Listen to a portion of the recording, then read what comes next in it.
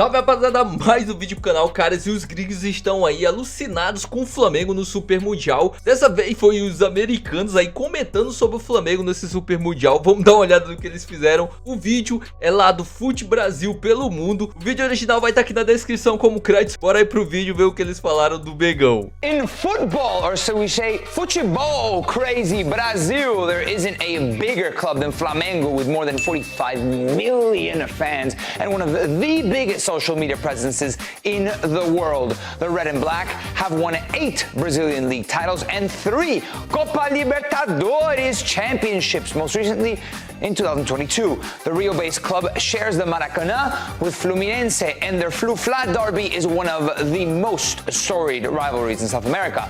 Brazilian legends, past and present, have worn the famous red and black stripes, from the likes of Zico and Romário decades ago to more recently Ronaldinho and Vinicius Júnior. This is the trophy cabinet for o Mengão, the Rio de Janeiro-based club that has become not only a force in Brazil, but a force in world football. So we're continuing our Club World Cup spotlight, and we will be talking about Flamengo. And on that note, we do bring our CBS Sports Brazilian football correspondent amongst many specializations that he has. Mbizo Zamani, falou, irmão, vamos falar do Flamengo. Vamos, meu amigo, vamos falar. All right, Mbizo, talk to me.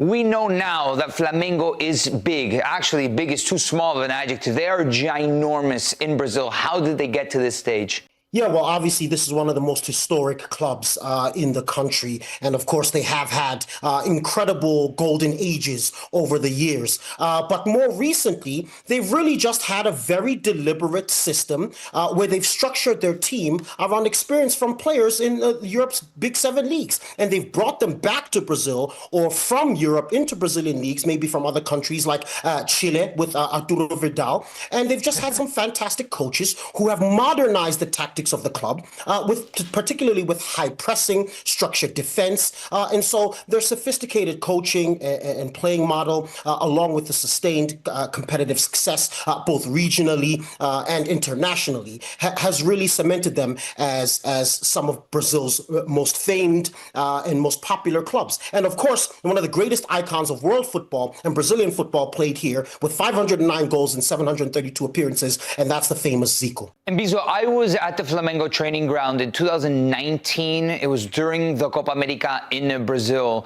right before the pandemic. And it was around that time where they were really imposing this switch with the club, especially financially, that they were able to bring in a lot of these guys. And that same year, they ended up winning the Copa Libertadores. So considering the size of the club, they play in the Maracanã. What are the expectations for a club like this whenever they go into a tournament like a Club World Cup? Well, of course, I mean, fans are realistic. They understand that football has changed globally, and it is difficult to compete with European powerhouses who have incredible amounts of money and resources, and obviously huge fan bases all across the world. But Brazilian clubs always have faith in their ability to compete, and we have seen some scalps. I mean, I saw your post the other day about how Corinthians was able to steal away the World Club Cup in 2012, and so Brazil always has faith in themselves, and particularly now with clubs being run so professionally in such a modern fashion like Flamengo. At the very least, they expect to compete, they expect to play good football, and they expect to have a good showing that demonstrates the quality of Brazilian football, the domestic league, and to really represent South America as a whole. Yeah, they should get out of this group with Esperance of Tunis from Tunisia, LAFC, and obviously Chelsea. It's a team that can battle the likes, if you will, like when you look at a Saudi Pro League team and you see how star-studded they are. It's like, okay, this team should be able to compete. Flamengo on the international stage should be able to compete to a certain point, especially in Copa Libertadores. They're through to the next round. They're on the 16. They're leading the Brasileirão, and the guy at the helm is someone who's very young. You might know him, former Chelsea, Felipe Luis, right? He's won a couple of cups here and there, but he's finally really found the stride with this Flamengo side in Bizo. Yeah, absolutely. And he's another one who's brought in some even more modern tactics. In fact, I think he leads the world in high pressing, according to some recent studies, where he initiates defensive actions almost 70 meters away from his own goal. And these surpass pressing lines of clubs like Barcelona, Bayern Munich, and Manchester City. And so, I mean, it's just been absolutely fantastic. And since he took over in late 2024, they've played 46 matches, and he has 31 victories and already 3 trophies. And as you mentioned, they sit atop Brasileirão. And so, I mean, he's just been absolutely spectacular. In fact, he's already attracting interest from big European clubs, including Atletico Madrid, who he also played for. And they just love the way that he approaches the game and the way he goes about it. And even here in Brazil, he's very lauded. In fact, we were hoping that maybe he might one day take on Seleção and lead us to glory. But for the time being, it looks like he's big on Flamengo and he can take them as far as possible. Yeah, in an age where Brazilian management is really under a crisis, maybe this guy is the one silver lining, a young coach that's willing to change the script in management and lead the team to different heights, especially a team as big as Flamengo. Let's take a look, Mbizo, at the starting 11, the potential starting 11, right, from Flamengo at this Club World Cup, because it's got stars from the goalkeeper all the way to the forwards. Yeah, absolutely. I mean, it's a top team. And again, many of these players do have European experience, top quality players who can offer so much. And for me, the particular players I think that people should pay attention to are Pedro, Bruno Henrique, Arrascaeta, and Wesley. Wesley just recently made his debut for the Seleção. Super veloz, super quick. And we love that here in Brazil. A wing back that joins the attack.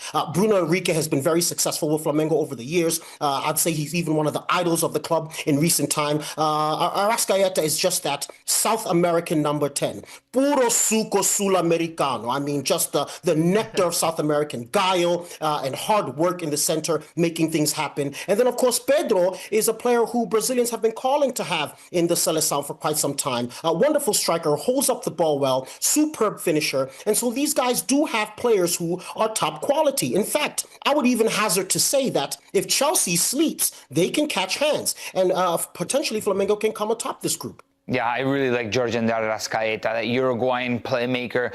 He's been sensational. He's been at Flamengo for a really long time. You look at the wingers, you've got Everton Cebolinha on one side, who has European experience, has been playing in Portugal. He's now back at Flamengo. And then Luis Araújo on the right, that Americans might know him from his days at Atlanta United. So it really does feel like a complete team, Mbizo. So much so that, would you be surprised if they made a deep run in this Club World Cup? Not at all. Not at all. In fact, I was just discussing it with my social media manager, Wesley, who says to me that he believes that even Manchester City... Flamengo is your social media manager?